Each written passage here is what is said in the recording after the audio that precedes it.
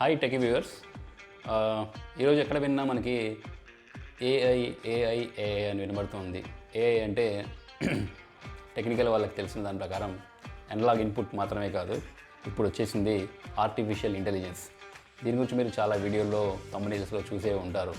ఏంటిది ఈ artificial intelligence అంటే, మనకి ఈ సాఫ్ట్వేర్ హార్డ్వేర్కి సంబంధించి రియాలిటీ, విర్చువాలిటీ అనే రెండు ఉంటాయి.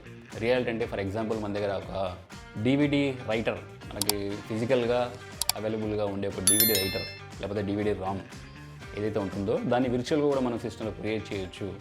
సో అదేంటంటే అది ఆటోమేటిక్గా మనకు ఒక డ్రైవ్ లాగా క్రియేట్ అవుతూ ఉంటుంది.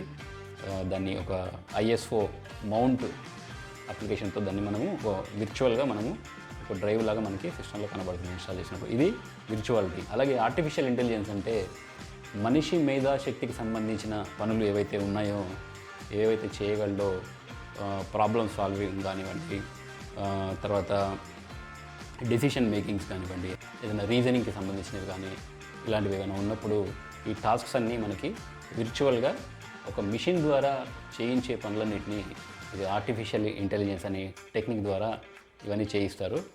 వాటికి కొన్ని ఉదాహరణలు నేను ఇప్పుడు చెప్తాను. ఒకటి కొంచెం ఈజీగా అర్థం కావాలంటే, మీరందరూ రోబో సినిమా చూసే ఉంటారు, డాక్టర్ వషి అండ్ చిట్టి రోబో.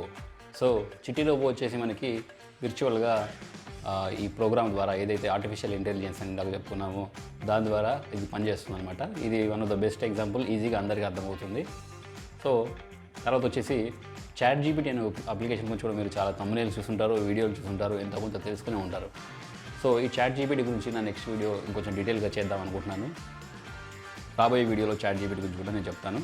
సో ఈ వీడియోని వాచ్ చేసినందుకు thank you very much. And ఖచ్చితంగా ఇది మీకు నచ్చితే లైక్ చేయండి, సబ్స్క్రైబ్ చేయండి, షేర్ చేయండి. Thank you very much.